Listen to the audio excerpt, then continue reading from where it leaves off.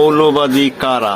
আমরা এই কথা করে স্পষ্ট করে বলতে চাই যে বাংলাদেশে কোনো মৌলবাদী দল এখানে ক্ষমতায় আসবে তার কোনো সম্ভাবনা নাই।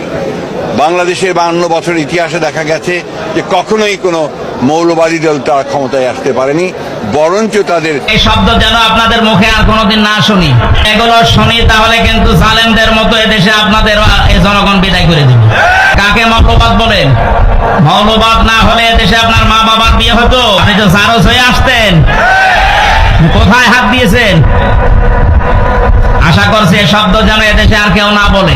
এই ধোয়া তুলে কিন্তু এই 15.5 বছর ওরা এই খালা বাজিয়ে ওরা আমাদের উপর অত্যাচার চালিয়েছে।